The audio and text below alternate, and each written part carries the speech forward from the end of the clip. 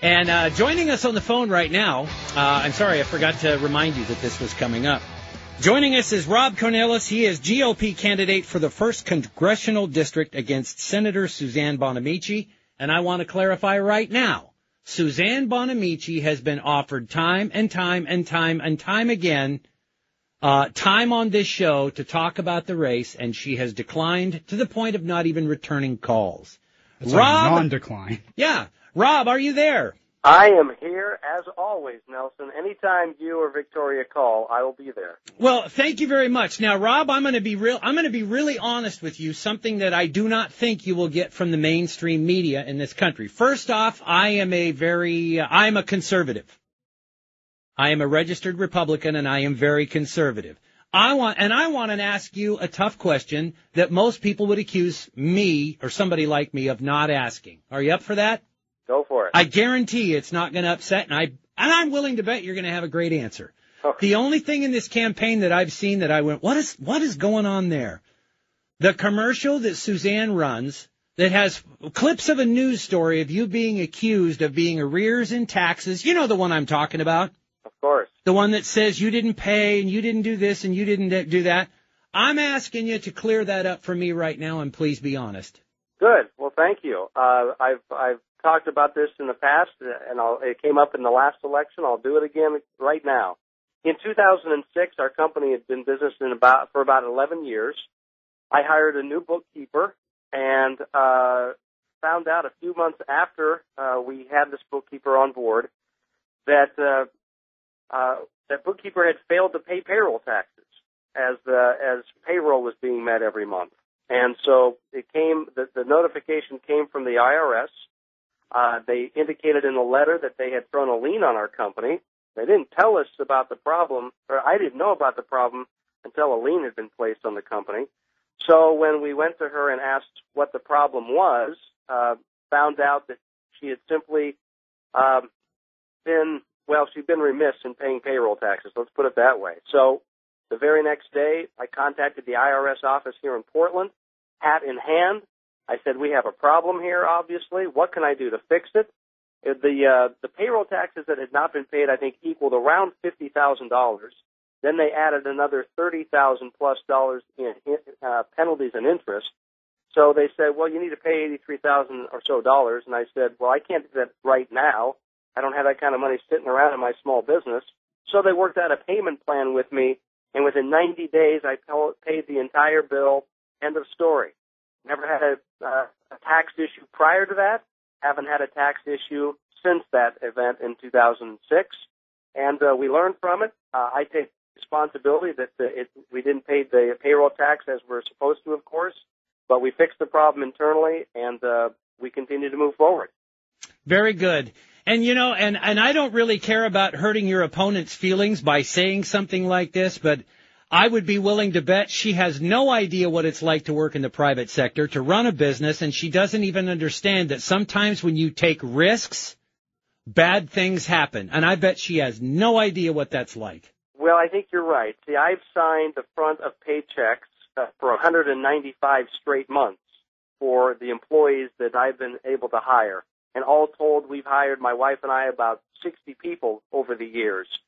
And so it's not just being able to sign the front of a paycheck. My opponent's never hired anyone with her own money. She's used taxpayer money to hire people, of course, as a legislative staff that she put together. But the things that are required, the discipline, the sacrifices that are required to start a business, to run a small business, especially in a tough economy, only a few people understand that. And it's not like we're anybody special, but that type of mindset and those skill sets we need more of in Congress.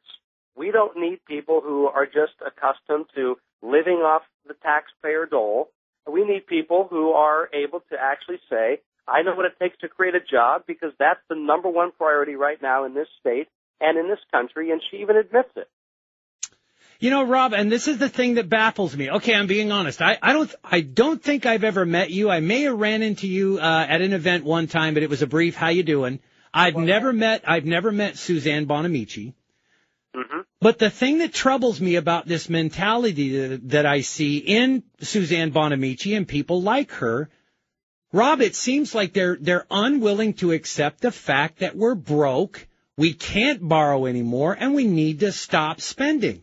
Why is it every solution they seem to come up with is, well, we'll just take more money from the rich, we'll take more taxes in, we can't stop spending, all of this is vital, and if you're having a debt problem and you don't have enough credit cards, get another one. Have I oversimplified it? No, I don't think you have. And that is why we're in such a critical situation right now in our country, because we have too many people with that type of mindset that you just described. I call it the credit card Congress. They continue to swipe the credit card, not wondering or worrying about who's going to pay for it. The fact is we're borrowing money we don't have. And eventually we're going to be beholden to sources that we don't want to be beholden to, whether it's foreign nations or other sources. So we need fiscal responsibility. And I believe that Congress is made up of a body of people with diverse experiences. But one thing is clear. We don't need more attorneys in Congress. We need people who've actually done the simple things, the fundamental things of balancing a budget, meeting that payroll, making tough decisions, and also recognizing that if you don't, you're out of business. But in government, if you're in debt, you just continue to borrow and kick the can down the road and let the next generation worry about it. I think it's shameful. I think it's irresponsible. It's bordering on criminal. That's why this election is so important. That's why the polls are indicating people are quickly gravitating to my side, because they recognize enough is enough, Nelson. Rob, let me ask you this, and you can go on record with this or you can not go on record with this. All of the things that you just talked about, what you think the solutions are, what you think we need to get out of trouble, what we need to do to try and turn this country around, are you, if you win this election, going to go and stick to your guns and not compromise and backtrack on any of this? I'm asking you, yes or no? Yes, Nelson. That's why I'm running, because there are not enough people who are willing to make that kind of commitment. Sold. Then I am in your corner. Let's get me a sign. I'm putting one in my yard. You've got my support then. Thank you, Nelson. And you're on record as saying that. And if you change your mind and if you compromise and move away from this, I'm going to write you a letter and tell you what a stinker you are. I bet it would be more than a letter. You'll probably show up at my office once. No, I wouldn't. Oh, Rob, thank you we still have some time going. Hey, anything, any events you got coming up? Where can people maybe get a chance to see you, chat with you, maybe donate?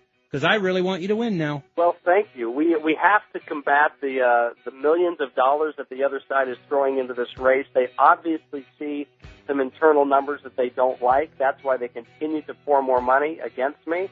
So your listeners can come to CornillesForCongress.com. We're having a fantastic event tomorrow at our headquarters. People can help and volunteer and get the word out. Okay, Rob, well, thank you very much. I'm unemployed, about to lose my house. I don't have any money to donate to your campaign, but I'll put one of your signs in my yard and maybe willing to go knock on some doors for you. Have one of your people get a hold of me. I'd be happy to do it.